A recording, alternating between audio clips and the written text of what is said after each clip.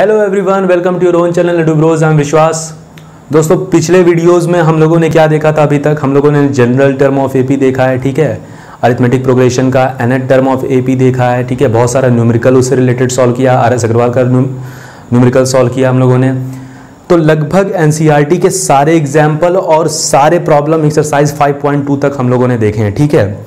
इतने डिटेल में मैं बता रहा हूँ कि अक्सर कई सारे स्कूलों में भी नहीं पढ़ाया जाता। अब हम लोग इसमें क्या करने वाले हैं?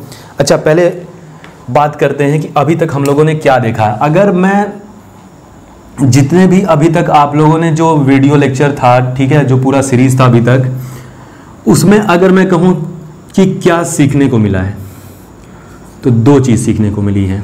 एक जनरल फॉर्म ऑफ एपी,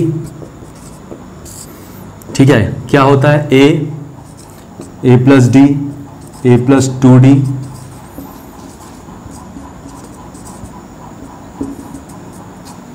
ठीक है।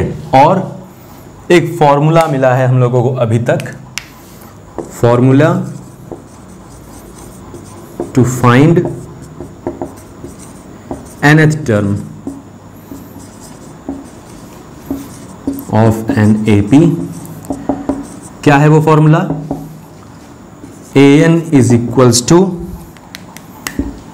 a plus n minus 1 d, where a is the first term of the arithmetic progression, d is the common difference and n is the number of term that we want to get, ठीक है।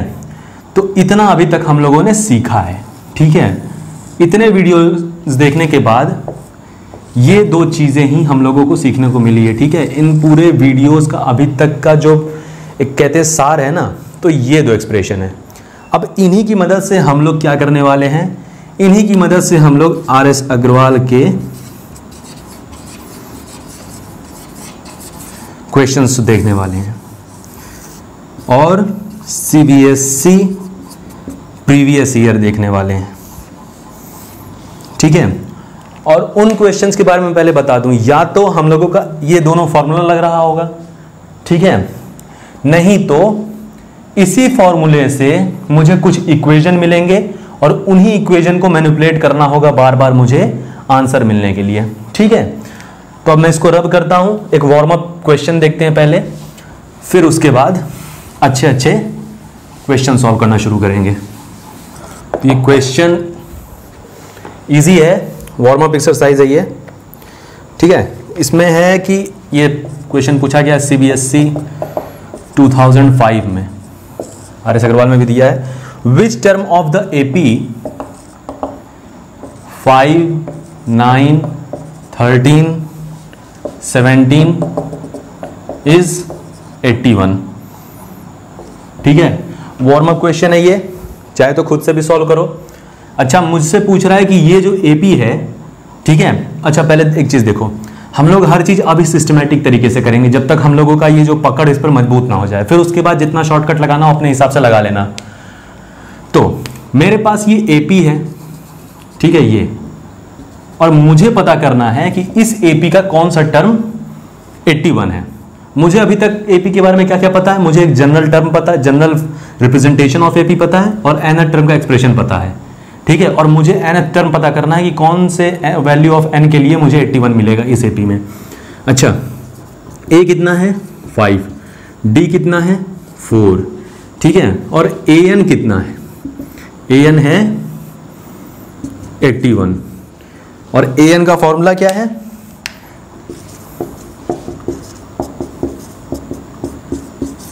ठीक है, put it accordingly.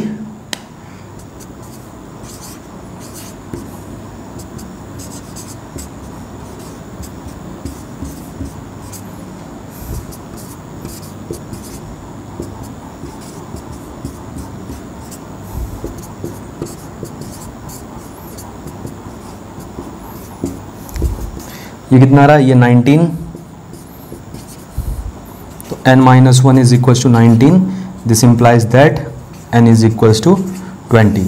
So nth term of this arithmetic progression is 81। Is that clear? खुद से किया था, चलो ठीक है, ये वार्म अप क्वेश्चन था। अब और थोड़ा लेवल बढ़ाते हैं अब क्वेश्चंस का, ठीक है। इसको मैं रब करता हूं। So here are the two questions that were asked in CBSE 2015 and 2013 and they are written in the order of their difficulty. तो एक्चुअली क्वेश्चन बहुत ज़्यादा डिफिकल्ट नहीं है, ये थोड़ा सा ज़्यादा कैलकुलेशन इंटेंस है, इसको समझते हैं, ठीक है। पूछा है कि find the middle term of the AP. अच्छा, middle term of AP, middle term के लिए मेरे पास फाइनाइट एपी होनी चाहिए, ठीक है। तो फाइनाइट एपी है, चलो। अच्छा, फाइनाइट एपी है, ये वाला क्वेश्चन सॉल्व करने जा रहे हैं हम लोग। फाइनाइट एपी है तो पहले पता कर लेते हैं कि इस फाइनाइट एपी में नंबर ऑफ टर्म्स कितने हैं, ठीक है। चलो, इसका लास्ट टर्म कितना है? 37। This is actually 37, this is not -37, this is 37। Last term इसका 37 है, तो मुझे पता चल जाएगा ना कि कैसे। देखो, लास्ट टर्म 37 है, तो इसका मतलब मैं कह लूंगा कि nth term is the last term. जिनको ना समझ में आ रहा उनके लिए, ठीक है। और nth term is the last term and we know the last term, we do know the last term and what is that? 37। और हमको nth टर्म का फॉर्मूला भी पता है।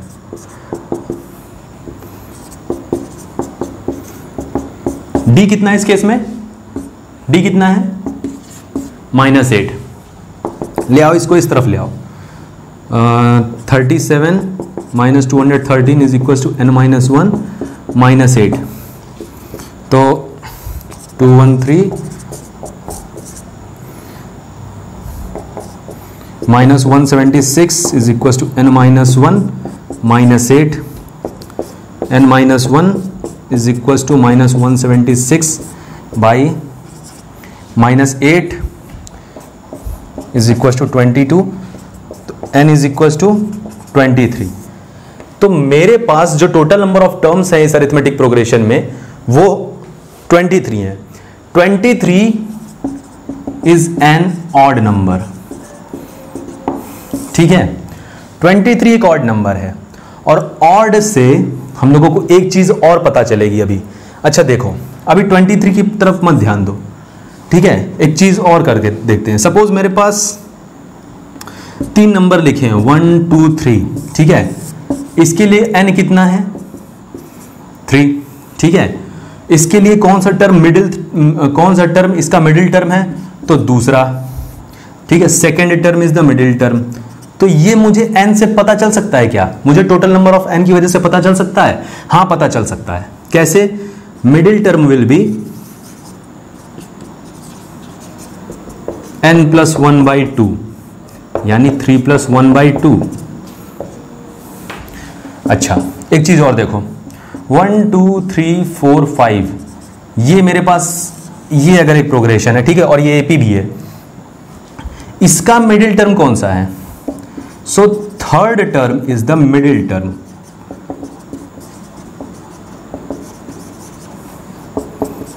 और इसके लिए टोटल नंबर ऑफ टर्म कितने हैं? इस यहां पर n is equal to total number of term है, ठीक है। क्या ये इंफॉर्मेशन मुझे इस n से मिल सकती है क्या? हाँ, मिल सकती है। Again the approach will be same. Middle term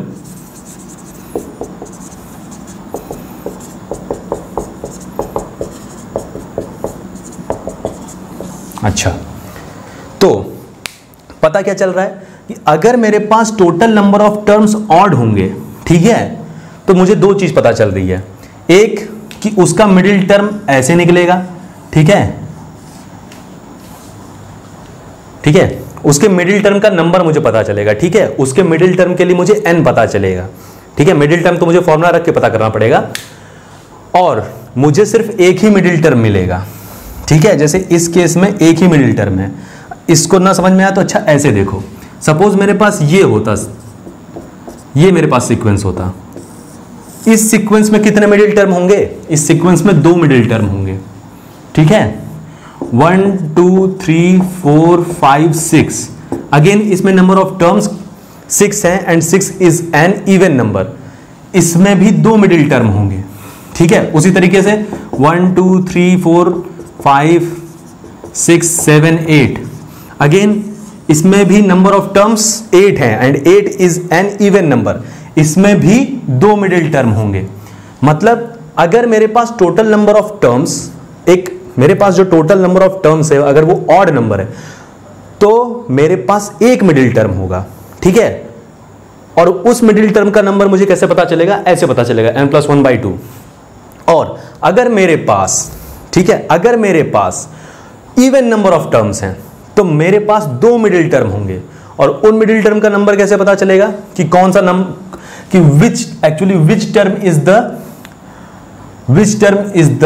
which two terms are the middle terms in case we have even number of terms, ऐसे पता चलेगा, ठीक है। रख के देख लो, टोटल नंबर ऑफ टर्म्स इसमें 4 है, इसमें रखो second term and third term मिल जाएगा, ठीक है। इसमें रख के देख लो, n की जगह 6 रख लेना, ठीक है। इसको खुद करके देख लो, बहुत आसान है। कैसे करोगे, ऐसे ही करोगे, जैसे ये आया था ना वैसे ये भी आएगा, ठीक है। इसको खुद से करना, ठीक है, बहुत आसान है, समझना इसको, मैंने समझाया भी है, बस ये इसका रिप्रेजेंटेशन है, उसका जनरल रिप्रेजेंटेशन है। अच्छा, तो अब आते हैं अपने क्वेश्चन की तरफ, ठीक है।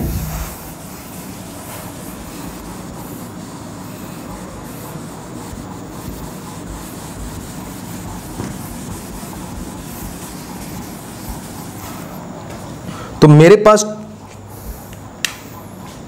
Total number of terms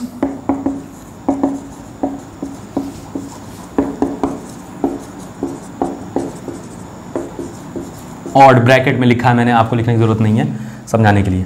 therefore which term is the middle term, so 23 + 1/12th term is the middle term, means 12th term is the middle term, ठीक है। अब किस बात का इंतजार कर रहे हो, मुझे n की वैल्यू पता चल गई, किस n के लिए मुझे टर्म निकालना है, तो मुझे इस फॉर्मूले में बस रखना है, ठीक है। n की जगह क्या हो जाएगा,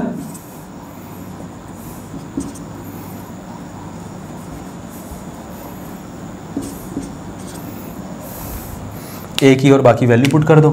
a की वैल्यू कितनी है, 213 + 11 - 8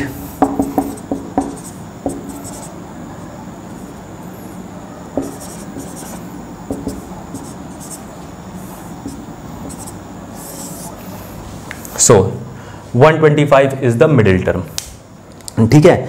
अब कौन सा क्वेश्चन करने जा रहे हैं हम लोग, अब ये समझ में आया। तो इससे पहले कि मैं इसको सॉल्व करूं, वीडियो पॉज करो और इसको सॉल्व कर जाओ, ठीक है, तभी मजा आएगा, तभी सीखने को मिलेगा।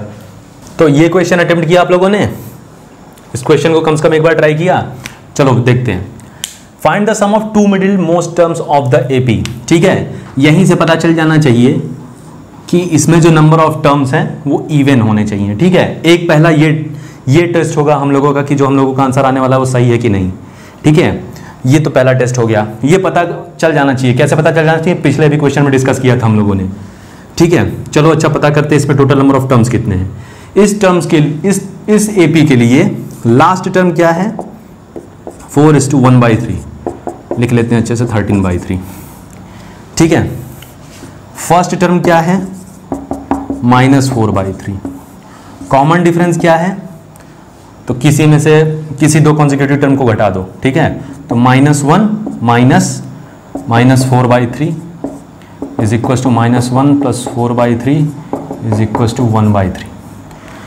तो इतना इंफॉर्मेशन अभी मुझे पता चला है। एक इंफॉर्मेशन और मुझे होनी चाहिए नंबर ऑफ टर्म्स के बारे में, फॉर्मूले में पुट करते हैं। 4:1/3 इज इक्वल्स टू, ए कितना है, -4/3 + n-1। अब देखो डायरेक्ट चल रहे हैं, फॉर्मूला नहीं लिख रहा हूं मैं, सीधा जो है कि पुट कर रहा हूं वैल्यू। कितना था ये, 13/3 + 4/3 is equal to n-1 1/3, 17/3 is equal to n-1 1/3, यहाँ से यहाँ कट गया, तो n-1 इज इक्वल टू 17, तो n इज इक्वल्स टू 18, ठीक है। तो हम लोगों ने पहले कहा था कि मेरा जो टोटल नंबर ऑफ टर्म्स आना चाहिए वो एक इवन नंबर होना चाहिए, तो इवन नंबर आया, मतलब अभी तक हम लोगों का कैलकुलेशन सही है, ठीक है। एक टेस्ट है ये। अच्छा, अब मुझे पता करना है 2 मिडिल टर्म। तो these are the two middle terms. ठीक है, कैसे आया था पिछले क्वेश्चन में समझा गया है। तो n/2, 9 एंड 10। ठीक है, तो यानी 18 नंबर के सीक्वेंस में जो 9वां और 10वां नंबर होगा वो हम लोगों का बीच वाला टर्म होगा। ठीक है, और हमको क्या निकालना है, सम निकालना है। ठीक है, हमको सम निकालना है किसका, तो A9 का और A10 का। पहले अगर मैं कहूं कि इसके फॉर्म इनकी वैल्यू ही रख दो तो A plus 9 minus 1 D plus A plus 10 minus 1 D। ठीक है, या तो A9 और A10 अलग से निकाल के करो, ठीक है, नहीं तो ऐसे करो। तो 2A plus 8D plus 9D, 2A plus 17D। अब A और D की वैल्यू रख दो। A कितना है, -4/3, यहाँ इक्वल टू रहेगा ना।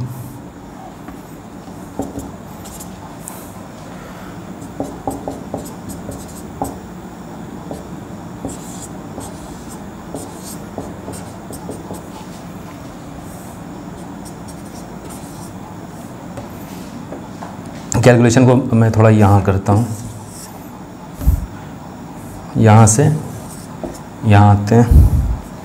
-8/3 plus 17/3 9/3 is equal to 3। So 3 is the answer. तो so 3 is the sum of the two middle most terms of the AP of this AP। समझ आइए क्वेश्चन, चलो अच्छी बात है। दूसरा क्वेश्चन करते हैं अब। ये CBSE में दो लगा, ये 2015 में पूछा गया था, ये 2013 में पूछा गया था। CBSE 2017 में पूछा गया है एंड दिस क्वेश्चन से 7 times 7th term of an AP is equals to 11 times the 11th term, then what will be the value of 18th term। देखो ऐसे सवाल में क्या होता है ना, जैसा क्वेश्चन कहता है, ठीक है, वैसा हम लोग करते जाते हैं। ठीक है, अलग से दिमाग लगाने की जरूरत नहीं है। जो भी डेटा मिलेगा फिर सोचेंगे कि क्या हो रहा है। तो कह रहा है कि 7 times 7th term is equals to 11 times the 11th term, then what will be its 18th term। तो AP का पहले हम लोग suppose assumptions, suppose the AP has first term is equals to A and common difference is equals to D। अभी सिर्फ यही assume कर सकते हैं ना, यही एज्यूम कर सकते हैं। ठीक है, अच्छा,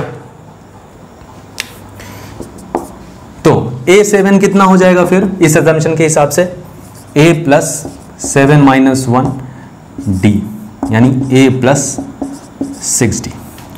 11th टर्म कितना हो जाएगा, A प्लस 11 माइनस 1 D, यानी A प्लस 10D। ठीक है, अच्छा, मुझे A7 और A11 का, ठीक है, एजम्पशन के हिसाब से वैल्यू पता है, एजम्पशन के हिसाब से वैल्यू पता है और मुझे एक इक्वेशन पता है। तो चलो पहले इक्वेशन में पुट कर देते हैं और देखते हैं क्या डेटा मिलता है। इन दोनों की वैल्यू को put them in equation, suppose मैं इसको कह देता हूं A। ठीक है, तो 7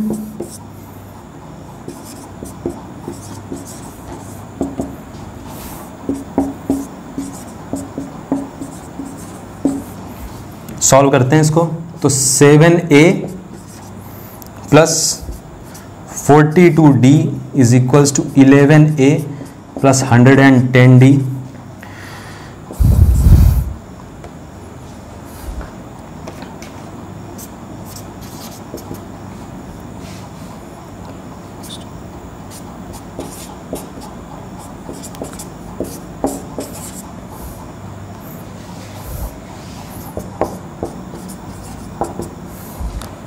कितना आ रहा है ये, 8 6 इतना ही आ रहा है ना, -68D।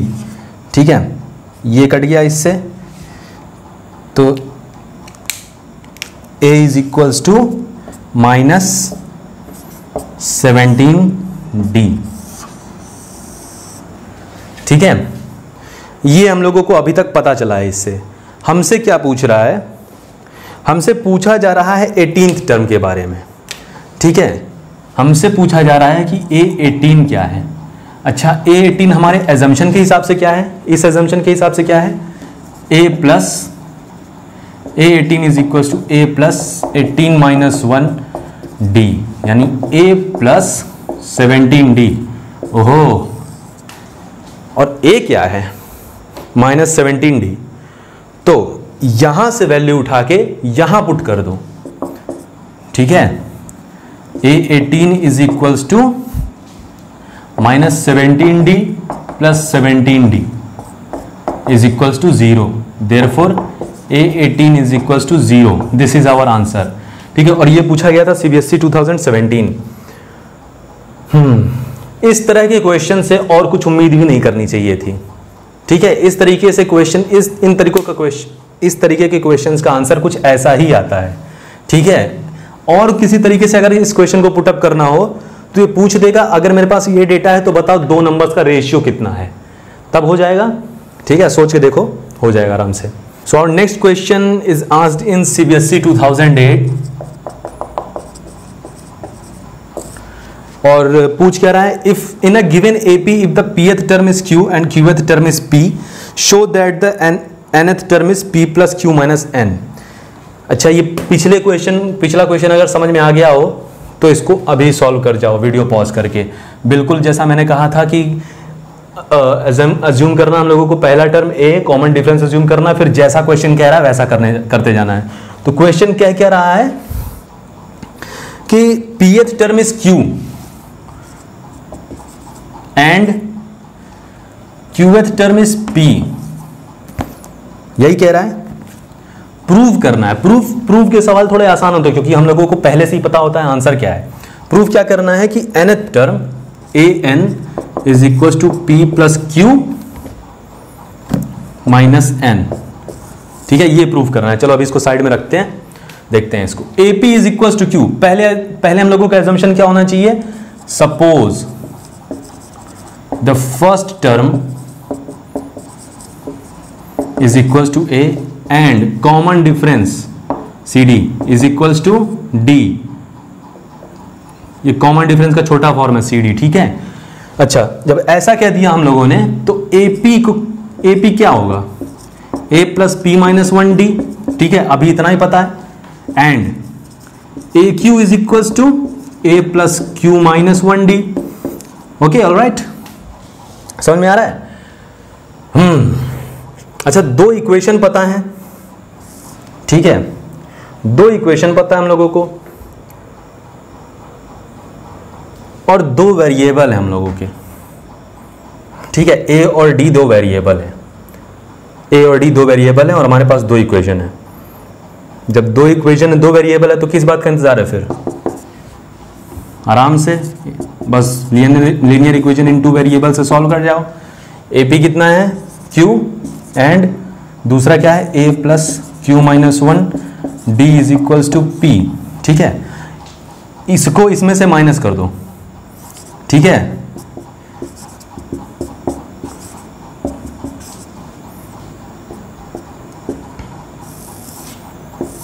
इसका मतलब P minus Q D is equal to Q minus P। ठीक है, अब ये मत पूछना ये कहाँ से आया। ठीक है, वो linear equation in two variable से आता है। वीडियो बनेगी इसके भी ऊपर बाद में, अभी तो इसको कर लेते हैं। तो D इज इक्वल टू कितना आ रहा है, -1। इसमें से अगर माइनस बाहर निकालोगे तो P माइनस Q बचेगा और P माइनस Q कट जाएगा तो बचेगा क्या, -1। अच्छा, D पता चल गया, D -1 है। तो अब A पता कर लेते हैं, A भी P या Q के टर्म में आएगा। ठीक है, तो किस इक्वेशन में रखूं मैं, किस इक्वेशन में रखूं,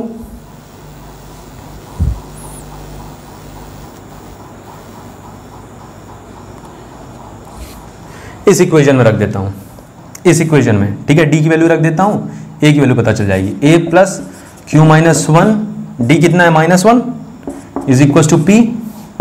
तो A minus Q plus 1 is equal to P। तो a is equals to p plus Q minus 1। अभी तक मुझे अपने एग्जाम्पशन के हिसाब से ये अभी इंफॉर्मेशन मिल पाई है मुझे, और मुझे क्या करना है, मुझे nth टर्म निकालना है। तो nth टर्म का फॉर्मूला पे अब चुपचाप बस a और d रख देना है।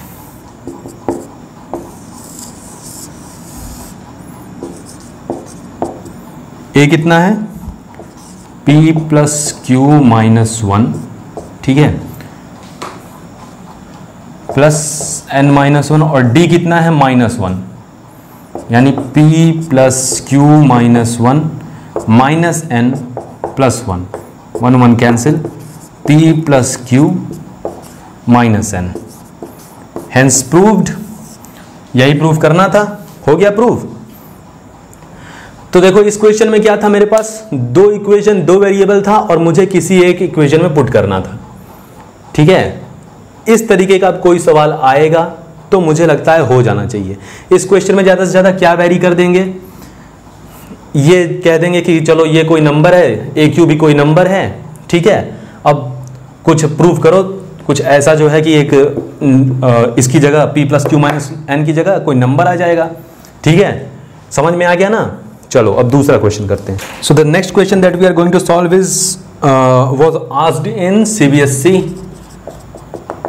2019.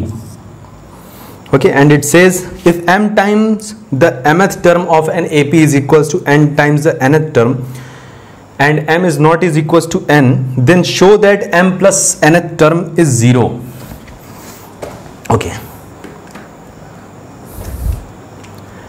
m times mth term is equals to n times nth term, ठीक है। हमें क्या प्रूव करना है, m plus nth term is equals to 0। जैसा क्वेश्चन कह रहा है वैसा करते चलते हैं। हम लोगों का पहला असम्पशन क्या रहेगा कि पहला टर्म हम लोगों का a है, कॉमन डिफरेंस d है। अब मैं इसको नहीं लिखूंगा, m a plus m minus 1d, ये ब्रैकेट कर देता हूं थोड़ा देखने में अच्छा लगेगा, is equals to n times a plus n minus 1d। Okay, let's solve. m a plus m minus 1d is equals to n a plus n minus 1d। This simplifies m minus n a is equals to n minus, okay, no need to skip any step. अभी करोगे तो गलती हो जाएगी। कायदे से इसको इस तरफ ले आओ और इसको इस तरफ ले जाओ।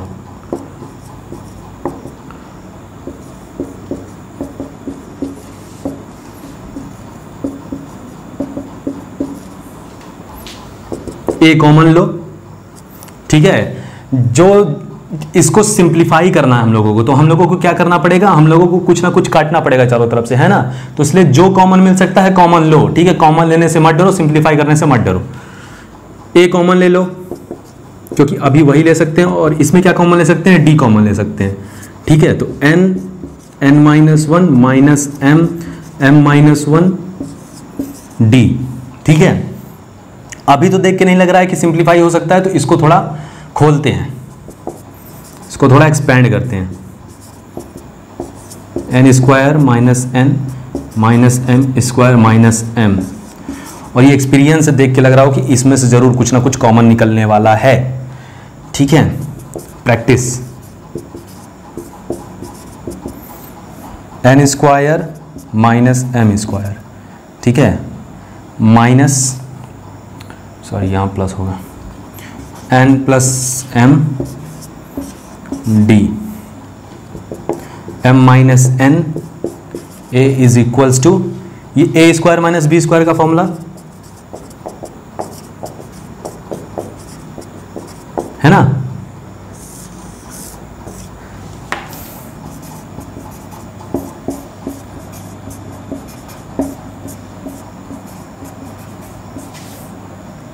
दिस इज m, इसमें से कुछ कॉमन निकल रहा है? निकल रहा है? हाँ निकल रहा है, ये मत कहना कि नहीं निकल रहा है।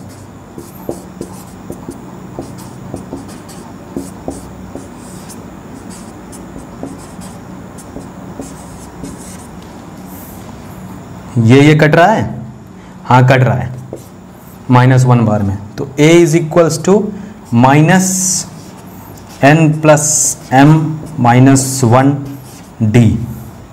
ठीक है। नहीं तो थोड़ा सा और अच्छे से लिखना है तो ऐसे लिख दो, a is equals to m+n-1 बाहर में -d। अपने को क्या करना है? m+n टर्म के बारे में पता लगाना है, इसके बारे में जानकारी चाहिए। तो अपने एजम्पशन के हिसाब से क्या होना चाहिए? m+n term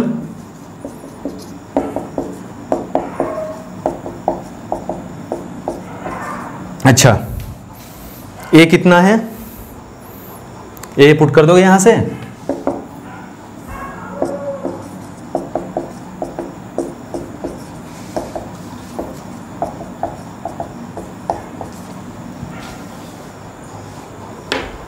cancel.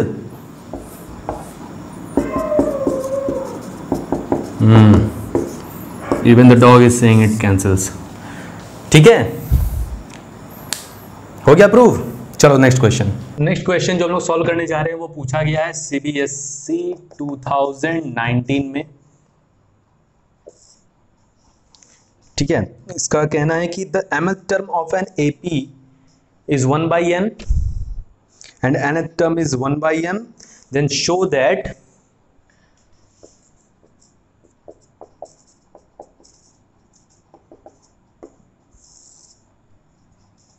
अच्छा, तो mth term is equals to 1/n and nth term is equals to 1/m। पुराना assumption, first term a, common difference d, इसमें पुट करेंगे दो इक्वेशन, दो वेरिएबल a और d में मिलेगा, a और d को सॉल्व करेंगे और पता कर लेंगे mth टर्म क्या है, ठीक है। समझ में आ गया तो सॉल्व कर जाओ अभी। तो mth टर्म कितना होगा? a+m-1d is equal to 1/n, ठीक है। एंड ये a+n-1d is equal to 1/m, ठीक है। अच्छा,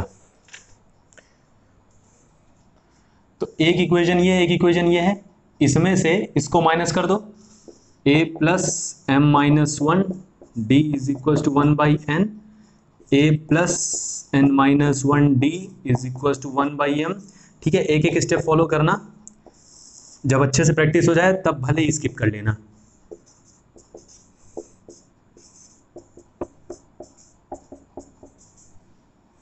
ये क्या है? तो d इज इक्वल्स टू, यहां से ये कट गया, d is equals to 1/mn, है ना।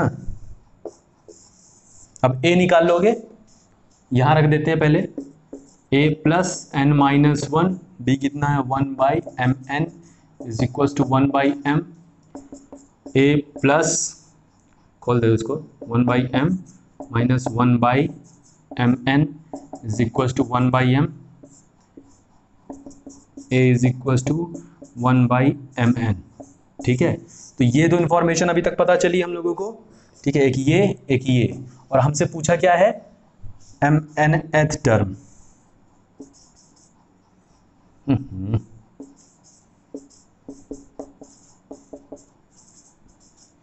यानी कि a+mn-1d, a पता है, d पता है, इसका मतलब 1/mn प्लस mn-1 1/mn।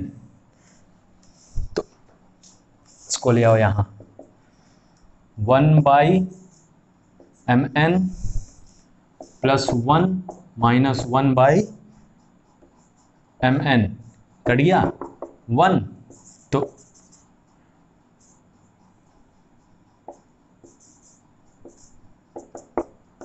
हो गया प्रूफ, यही प्रूफ करना था। चलो ठीक है, अब दूसरे वीडियो में मिलेंगे।